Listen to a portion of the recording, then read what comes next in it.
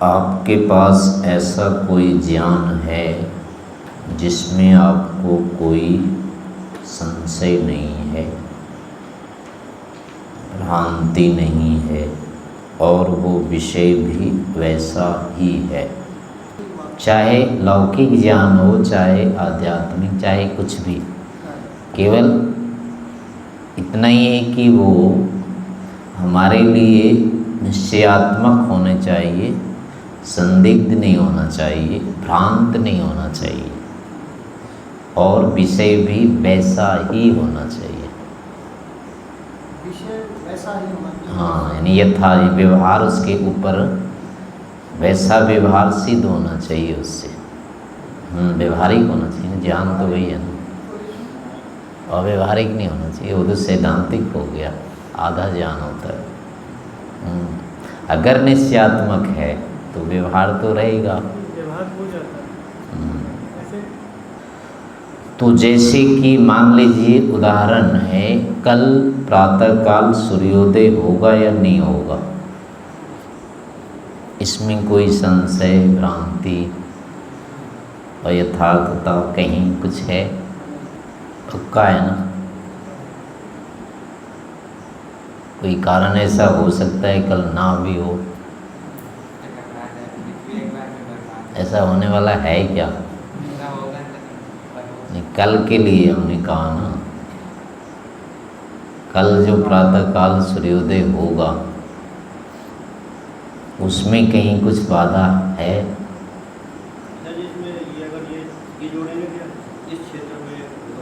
नहीं, मैंने जैसे बोला ना, कल का जो सूर्योदय है, कल सूर्योदय होगा, ये एक ज्ञान है कि नहीं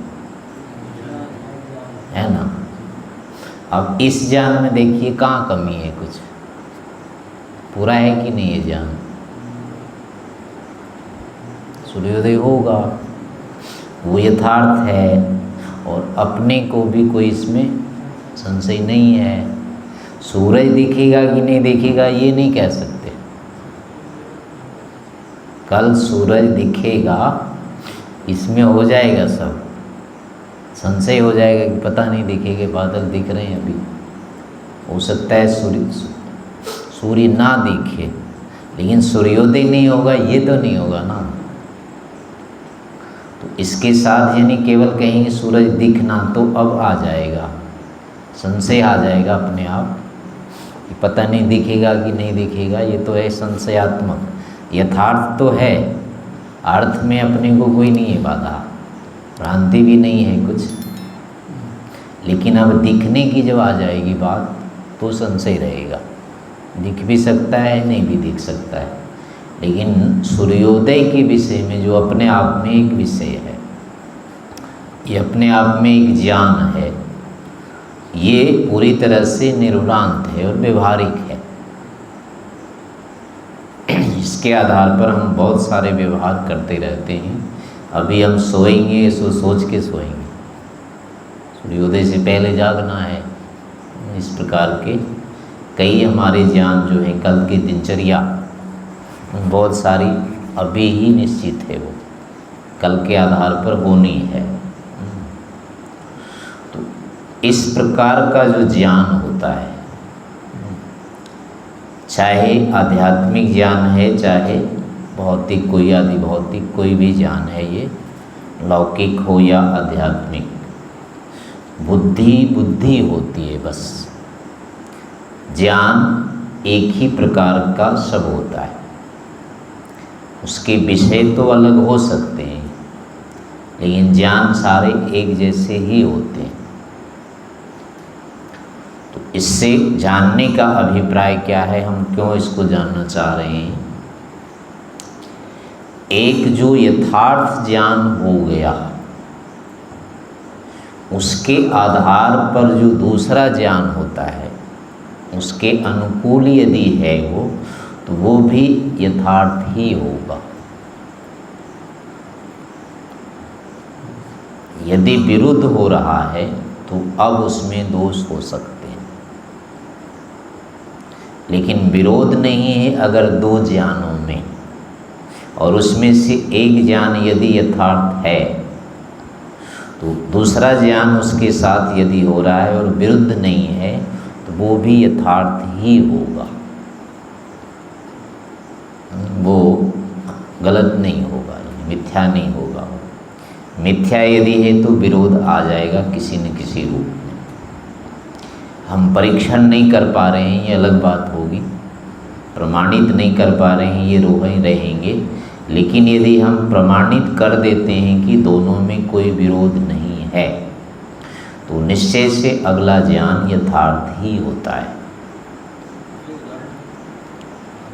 जैसे कि सूर्योदय होगा, अब इसके आधार पर आप कितने देर पहले उठना है ये कर सकते हैं निश्चय, और वो बिल्कुल ठीक होगा। कहीं जाना है कल को, कितने घंटे बाद जाना है, कितनी देर बाद जाना है, उसमें आपको कोई बाधा नहीं आएगी, वो यथार्थ ही हुआ। किसी को भी आप कह सकते हैं कि सूर्योदय के 3 घंटे बाद मैं मिलूँगा, तो आप मिल सकते हैं, उसमें कोई बाधा नहीं आएगी। ऐसे करके यानी उस ज्ञान के आधार पर जो दूसरा ज्ञान होता है उसके आश्रित वो यथार्थ ही होता है। इस सिद्धांत के आधार पर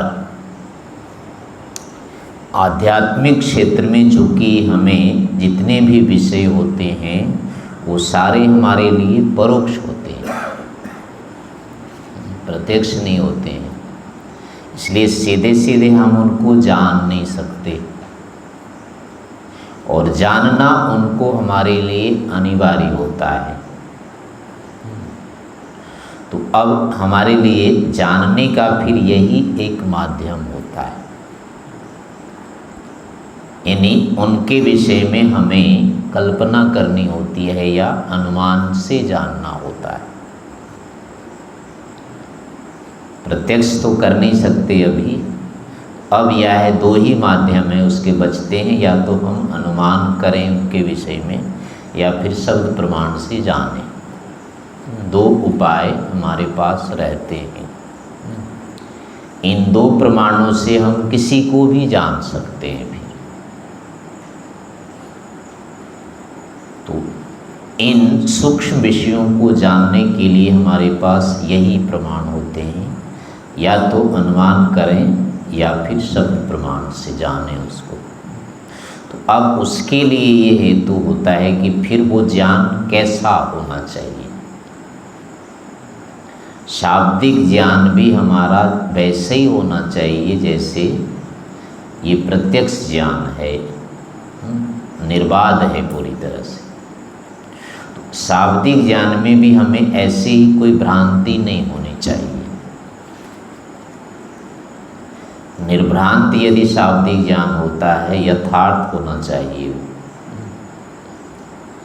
तो अब हम उसके ऊपर आगे यदि प्रयोग करते हैं, कोई व्यवहार करते हैं, तो उसमें निश्चय से सफलता मिलेगी।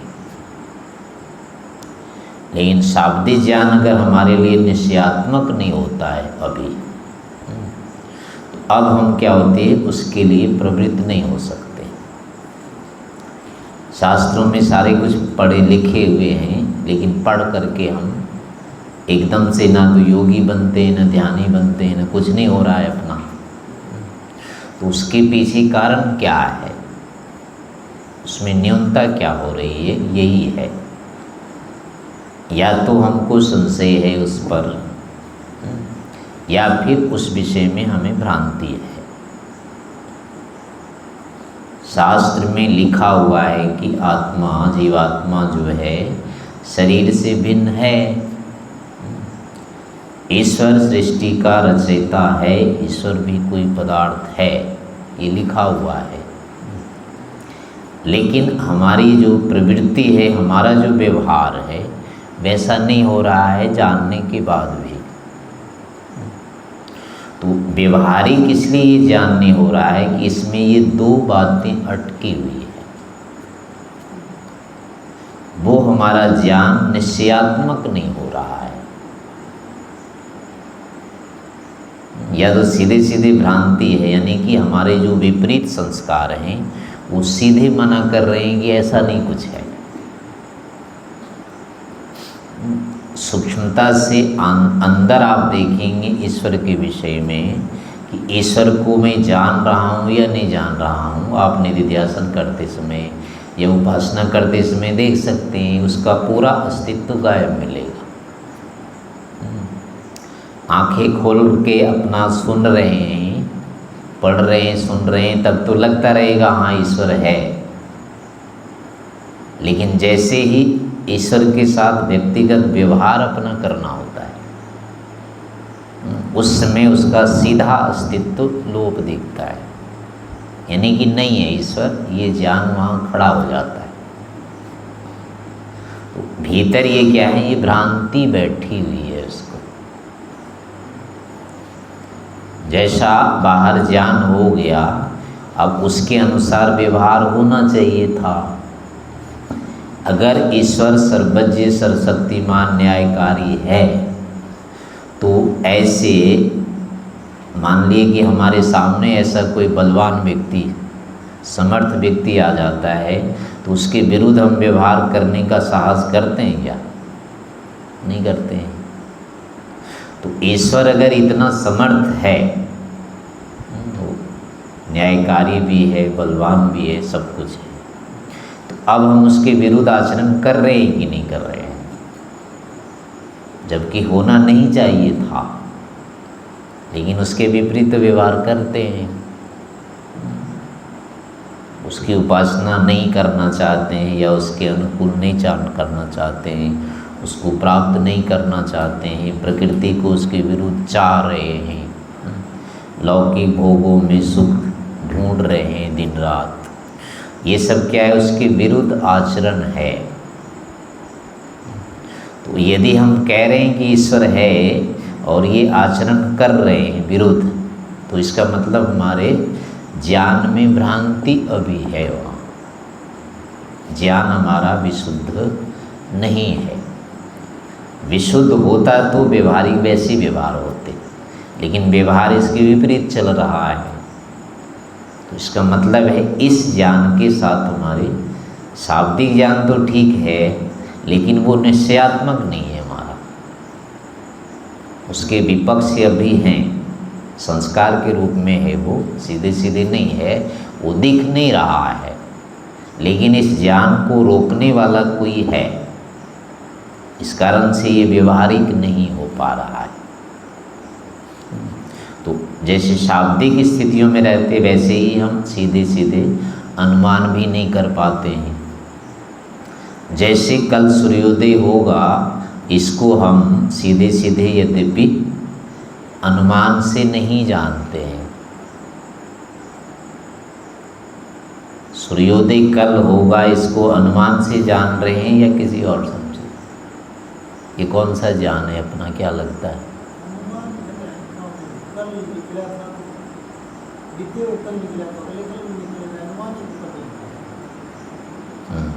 तो ये अनुमानिक ज्ञान नहीं है, ये स्मार्त ज्ञान है, स्मार्त है। कल आपने सूर्योदय देखा था, उसके आधार पर आपको निश्चय है कि कल होगा। इसमें कोई हेतु थोड़े आपके पास है कल सूर्योदय होने जा रहा है। अनुमान का क्या होता है लक्षण?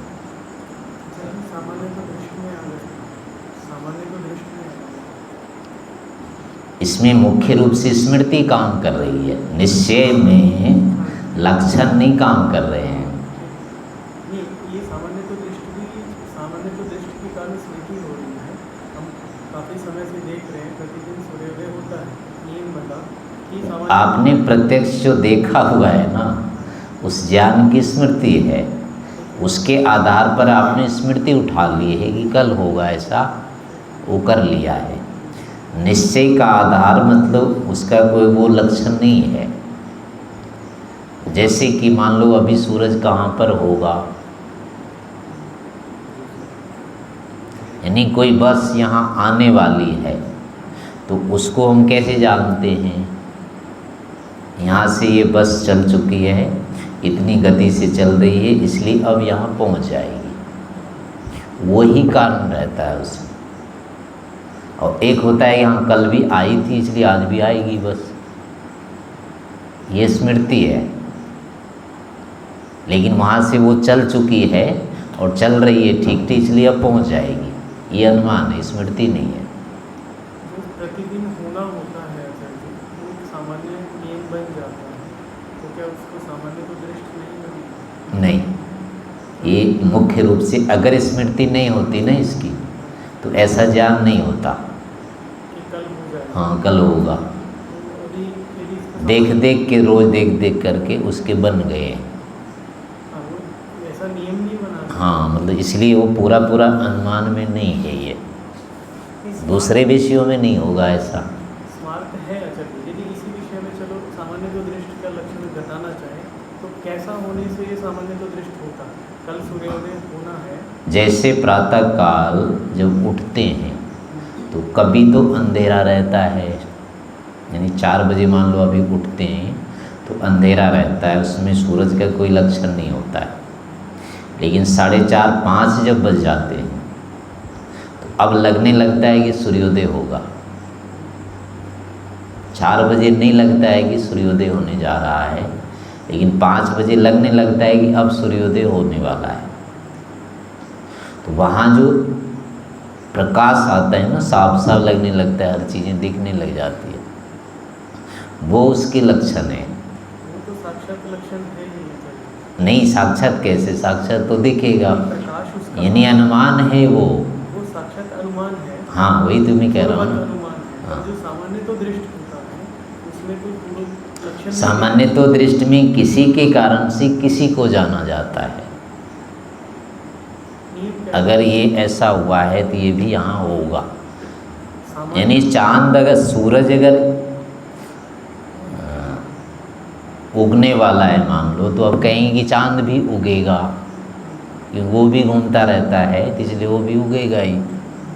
तो सूरज के कारण, घूमने के कारण, सूर्योदय के कारण चांद भी घूमता है तो ये भी उग जाएगा, ये सामान्य तो दृष्ट होगा। एक के कारण से जो दूसरे को जान लेना होता है वो सामान्य तो दृष्ट होता है। ऐसा भी होता हो जैसे अभी पृथ्वी में गुरुत्वाकर्षण है, ये सामान्य तो दृष्ट हो, ऐसे देखना नहीं होता, पर चूंकि उसके लक्षण है कि वस्तु ऊपर से नीचे गिरती है, भार वाली वस्तु। ये तो अनुमान ही है ना, अनुमान ही है ना ये तो। सामान्य नियम है कि पृथ्वी के अंदर गुरुत्वाकर्षण है। अब इसमें अनुमान क्या है, सामान्य नियम क्या है कि ये वस्तु यदि गिरेगी नीचे गिरेगी, ऊपर नहीं जाएगी। एक नियम के आधार पर जाना है कि ये नीचे गिरेगी, गिर नहीं रही है, तो ये सामान्य नियम हो गया। इसके आधार पर एक ज्ञान बनता है कि हाँ हमें ऐसा रखना है। नहीं, ये तो प्रत्यक्ष देखा है ना इसको, यहाँ से गिर के यहीं जाती है ये, इस कारण से ये गिरेगी। तो सामान्य तो दृष्टि में वही कह रहा हूँ, चलिए कुछ चीज़ प्रत्यक्ष होती है, अब जो परोक्ष रहती है वर्तमान में, उसमें पूर्व स्मृति के आधार पर अनुमान किया जाता है कि ये चीज़ ऐसी होती है। वहाँ जो गिरने का किया है ना, किस कारण से गिरा है ये नहीं जाना है आपने, गिरते केवल देख लिया, तो इस कारण से सोच लिया कि ये गिरेगा, इसमें अनुमान नहीं है। अनुमान के लिए तो कुछ कारण चाहिए, इस कारण से गिरेगा, वो तो आपके देखने से हो रहा है ज्ञान, ये गिर गया था फिर गिरेगा, ये तो आपने केवल देखा है। गिरा किस लिए है, ये नीचे आया किस लिए, उसको अभी नहीं देखा है, उसके कारण से वो तो अनुमान बनेगा। ये तो केवल देखने से ही हो रहा है, इसलिए अनुमान नहीं है अभी। नहीं, वो वाला भाग ही नहीं कह रहा। हाँ, स्मार्थ है। पृथ्वी के अंदर यहाँ जो निश्चय हो रहा है ना, वो स्मार्थ हो रहा है।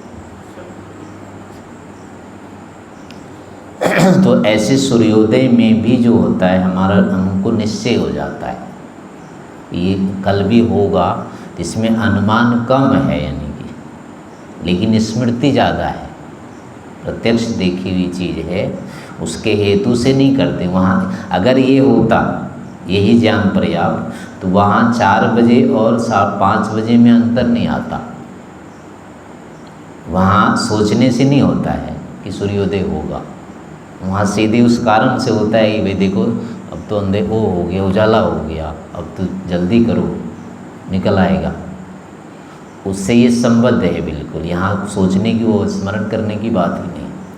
लेकिन यहाँ स्मृति है, अभी अभी ऐसे कोई जुड़ा हुआ लक्षण नहीं है उससे, सीधे स्मृति से जान रहे हैं कल होगा, इसलिए ये अनुमान में नहीं आएगा अभी। तो जो भी है, ज्ञान अगर हमारा वो निश्चयात्मक है, उसके पीछे कोई भ्रांति संशय नहीं है, तो उसके आधार पर अब यदि कोई कल्पना करते हैं, अनुमान करते हैं, तो वो भी यथार्थ ही होगा। तो ऐसे हमको यानी कि जो परोक्ष ज्ञान है हमारे, उसके बारे में हमें इसी आधार पर निश्चय करना होता है। निधिध्यासन जो हम करते हैं, किसी विषय के बारे में जानकारी जो करते हैं, वो इसी नियम पर होता है। यानी आत्मा है शरीर में या नहीं है, ईश्वर संसार में है या नहीं है, इसके बारे में अगर हमको यथार्थ ज्ञान करना है तो पहले इसको जानना पड़ेगा कि वो यथार्थ ज्ञान होता कैसा है। उस यथार्थ ज्ञान से कैसे कैसे परिणाम आते हैं, हमारे व्यवहार में वो यथार्थ ज्ञान कैसे कारण बनता है। तो ये लक्षण यदि आ जाएंगे तो अब चिंतन करते समय वो ज्ञान उठने पर यही परिणाम आने लगेंगे। तो उससे फिर ये होता है कि हमारा ज्ञान ये जो हो रहा है ठीक है, अन्यथा हम केवल काल्पनिक ज्ञान भी बहुत अधिक करते रहते हैं, कल्पनाएं कर लेते हैं भीतर, और उस कल्पना के आधार पर मान्यता बना लेते हैं। मैं आत्मा को जानता हूँ, ईश्वर को जानता हूँ, ऐसी अधिकतम हमारा जो ज्ञान होता है वो काल्पनिक होता है। पढ़ लिया, सुन लिया, उसके बाद हम मानते हैं कि अब क्या ज़रूरत है इसको जानने की, हम तो जानते ही हैं सब। हमारे दादाजी आर्य समाजी किसी को पूछा जाए कि आप ईश्वर को जानते हैं? हाँ जी, हमारे पिताजी संध्या करते थे, हमारे दादाजी संध्या करते थे, हमको ईश्वर के बारे में क्या भ्रांति होगी, मैं तो जानता हूँ ईश्वर को अच्छी तरह से। आप ईश्वर को क्यों जानते हैं? क्योंकि मेरे दादाजी को पता था, वो संध्या किया करते थे, हमको कैसे भ्रांति होगी। और जबकि वो व्यक्ति संध्या नहीं करता है, वो यज्ञ नहीं करता है कभी, पर ईश्वर के बारे में उसको कोई भ्रांति नहीं है, ईश्वर के बारे में उसको कोई संशय नहीं है। तो यहाँ क्या है, वो ज्ञान को ही नहीं पता है। ज्ञान होना चाहिए, अर्थ का कैसा होता है ये उनको नहीं पता होता है। साधारण सा उन्होंने सुन लिया, उसी को मान लेते हैं कि पूरा पर्याप्त हमको हो गया है। तो अधिकतम हमारे पास भी हर विषयों में काल्पनिक ज्ञान होते हैं।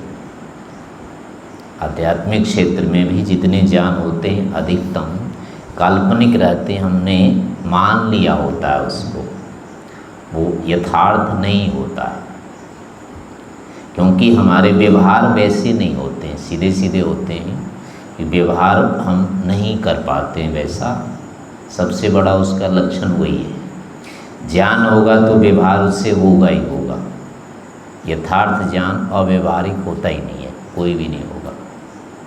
एक भी आपको नहीं मिलेगा ऐसा कि यथार्थ ज्ञान हमको हो रहा है और विरुद्ध हम उसके आचरण कर रहे हैं, नहीं होता ऐसा। तो आंतरिक विषयों में जो भी होते हैं, सूक्ष्म विषयों में हमारा व्यवहार उसके अनुकूल नहीं होता है, तो ये उसका लक्षण है कि अभी हम उसको नहीं जानते। आत्मा को, परमात्मा को, जो भी है नहीं जानते हैं, क्योंकि उसके अनुकूल हमारा व्यवहार नहीं है। तो ऐसी स्थिति में फिर होता है कि हमको उसका ज्ञान होना चाहिए। तो उस ज्ञान में आगे बढ़ने के लिए हम यहीं से चलते हैं। ईश्वर है कि नहीं, आत्मा है कि नहीं, उसके लिए एक ऐसा कोई भी विषय ले लें जो सिद्ध है कि यथार्थ है, ये वो खंडित नहीं होगा, टूटेगा नहीं। अब उसके आधार पर आगे बढ़ सकते हैं। कोई भी चीज़ कहीं से भी उठा लीजिए कि ये चीज़ ऐसी है, उसके आगे अब ईश्वर तक जा सकते हैं, आत्मा तक जा सकते हैं। कहीं भी कहीं भी उठा लो कुछ भी चीज़, उदाहरण के लिए मान लो एक पत्ता है उधर से टूट के आ गया। अब इस पत्ते के विषय में हमारा ज्ञान क्या है, सुनिश्चित है कि हमको कोई भ्रांति नहीं है, इसमें संशय नहीं है। ये पत्ता है, इसका नीम का है या जो भी है, इसका जामुन का है। अब यहाँ से शुरू करें तो अब इसको ये करने लग जाएंगे कि ये आखिर ये बना कैसे है। इसमें क्या है, अनेक अवयव हैं। तोड़ेंगे तो क्या होगा, पत्ता को इसमें तोड़ो, टूटने के बाद क्या होता है, अब जोड़ेंगे तो नहीं जुड़ेगा वो, टूट गया, अब टूटने के बाद वापस नहीं होगा वो। तो टूटने के कारण ये तो सिद्ध हो गया कि अवयवी है ये, अनेक टुकड़े इसके अंदर हैं, क्योंकि कई बार तोड़ेंगे तो टूटते जाएगा वो। तो इससे ये तो सिद्ध हो गया कि एक नहीं है ये। लेकिन अब टूटने के बाद जुड़ क्यों नहीं रहा है वो, जुड़ा कैसे ये?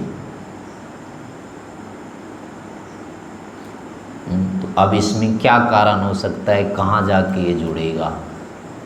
जुड़ने के लिए इसको कितनी स्थितियाँ चाहिए? तो यहाँ वो पत्ता कहीं बना हुआ नहीं है, इसके फिर पीछे जाएंगे, ये तो पेड़ में बना है। ये एक एक करके बाहर से तो ईंट की तरह से आए नहीं है अभी, अब इसमें ये तो वहीं जा कर के बनता है, निकलता है, उसमें अंकुर के रूप से निकलता है ये। वहाँ भी डाली में होता है, डाली के अंदर भी धीरे धीरे वो क्या होता है, अंत में बीज में होता है। यानी इस पत्ते का मूल क्या है, बीज है, क्योंकि बीज के आगे अब कहीं कोई प्रक्रिया नहीं है। बीज अपने आप में एक स्वतंत्र होता है, बीज से पत्ते तक की तो प्रक्रिया है, लेकिन बीज के आगे और कुछ नहीं मिलता है। अब फिर होता है कि ये बीज कैसे बन सकता है, इसमें कितने प्रकार के अवयव हैं, लेकिन इसकी रचना और कैसे संभव है? बाहर से ये नहीं बन सकता है, कोई इसके वो तो है नहीं फार्मा कि उसमें इसको डाल दिया गया और ऐसे बन गया होगा। अब इसमें जितनी भी संभावनाएं हो सकती है, अनेक से अनेक भी, यानी सूक्ष्म से सूक्ष्म अवयव इसके हैं, और वो भी ऐसे ही जुड़े हुए। उसको भी तोड़ दो तो जुड़ेगा नहीं आपस में। तो तोड़ने के बाद अगर वो चीज़ नहीं जुड़ती है तो निश्चय से वो स्वाभाविक नहीं है। अगर बीज का स्वभाव अपने आप जुड़ने का होता तो हम मान सकते थे कि यही बीज मूल है इसका, लेकिन बीज में भी स्वयं जुड़ने की स्वभाव नहीं होने से अब वो क्या है, स्वाभाविक नहीं है, नैमित्तिक है। तो अब होगा कि फिर इसका निमित्त क्या हो सकता है, कैसे ये जुड़ सकता है? और उस बीज में क्या है, बाहर से भी कुछ नहीं मिला हुआ है। जैसे ईंट को जोड़ने के लिए सीमेंट होता है, अलग पदार्थ होता है, इस प्रकार के भी उसमें कोई बीच में नहीं पदार्थ होता है, लेकिन वो जोड़े होते हैं वो। तो अब ये जो जोड़ है ये वस्तुतः आपस के ही अवयवों के सामर्थ्य से ही है वो जुड़ा हुआ, बीच में कोई पदार्थ उसको जोड़ने वाला नहीं है, अर्थात परस्पर के आकर्षण से जुड़ा हुआ है वो, और कोई विजातीय नहीं है उसको जोड़ने वाला। क्योंकि सजातीय पदार्थों में हम देखते हैं कि वो आपस में जुड़ जाते हैं। पानी का 2 छींटा मार दो दीवार पर और थोड़ा थोड़ा वो पास आएगा, थोड़ी सी जब जगह रह जाएगी तो दौड़ के जुड़ जाएगा, पानी जुड़ जाता है। फिर ऐसी मिट्टी को ऊपर रख देते हैं, मार देते हैं, फिर थोड़ी देरों के बाद क्या देखें, वो बराबर हो जाएगी मिट्टी, दोनों आपस में मिल जाती है अगर गीली गीली है तो। तो इसमें भी यही होता है कि ये क्यों जुड़ जाते हैं, क्योंकि एक जाति के हैं। विजातीय होंगे तो दोनों को मिलाने से नहीं जुड़ते हैं, वो सजातीय होते हैं, वो आपस में जुड़ जाते हैं। तो नियम ये हुआ कि सजातीय पदार्थ जो होता है वस्तुतः वो उनको बिना किसी निमित्त के वो जुड़ जाते हैं अगर उनको पास में ला दिया जाए। तो यही के यही नियम इन सभी चीज़ों में लागू होता है। बीच का कोई पदार्थ इनको जोड़ने वाला नहीं है। इसका मतलब है इसके अपने सजातीय अवयव हैं जिनके कारण से ये जुड़े हुए हैं। तो अब वो सजातीय अवयव आपस में जो निकट लाए गए हैं वो कितनी सूक्ष्मता से लाए हुए हैं। उस सूक्ष्मता को लाने वाला और कोई पदार्थ नहीं हो सकता है। वही क्या है, वो जो सर्वव्यापक पदार्थ है, यानी उसमें इसके साथ साथ गिनती भी है, कितने अवयव होने चाहिए, किस प्रयोजन के होने चाहिए, किस क्रम में इसको बैठना चाहिए, वहाँ और कई सारी चीज़ें हैं जो सब बौद्धिक है, जिसकी गणना बुद्धि से ही संभव है। तो इसका मतलब वहाँ बुद्धि भी लगी हुई है और कर्म भी लगा हुआ है उनको जोड़ने के लिए। अगर ये बुद्धि और कर्म नहीं होते तो ऐसा संभव नहीं था, पर बुद्धि और कर्म पूर्वक ऐसी संभावना हो जाती है। इस कारण से अब बीज में उस स्तर पर जो आपस की सजातीय हैं वो जुड़ सकें, इतनी स्थिति में उसको जोड़ने वाला चाहिए। इसके कारण से वो जुड़ सकता है, अन्यथा और किसी कारण से नहीं जुड़ेगा। वो स्वयं जुड़ने की स्वभाव नहीं है, क्योंकि देख रहे हैं वो होते हुए भी नहीं जुड़ते हैं। हमारे जोड़ने से नहीं जुड़ते हैं क्योंकि हम उनके सजातीय अवयवों को पास में नहीं ला पाते। बीच में दूसरे जो घुसे हुए हैं उनको हम अलग नहीं कर पाते हैं और वो अलग कर देता है उस समय। तो उस नियम के कारण आगे भी ये जुड़ते चले जाते हैं। तो ऐसा करने वाला उसमें कोई व्यापक जो होगा वो ज्ञानवान भी होगा और कर्मशील भी होगा। तो ऐसा ही पदार्थ आत्मा होता है, ईश्वर होता है। तो इस आधार पर यदि हम अनुमान करेंगे तो ये कटेगा नहीं। अब इसको काट के भी देख लेना चाहिए, अगर कटता है तो अनुमान ठीक नहीं है, नहीं कट रहा है तो ये उचित ज्ञान है। ऐसे करने से धीरे धीरे फिर क्या होता है, एक बार में नहीं होगा। प्रक्रिया तो ठीक हो गई, ज्ञान भी ठीक हो गया, अब इसमें निश्चय रह जाता है।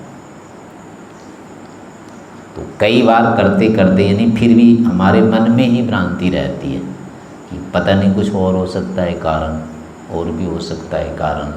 तो इसमें हमने जो सुने हैं बाहर से, वैज्ञानिक के द्वारा, किसी के द्वारा, नास्तिकों के द्वारा, वो पक्ष हमारे पास होते हैं, लेकिन अभी हम उठा नहीं पाते हैं उसको।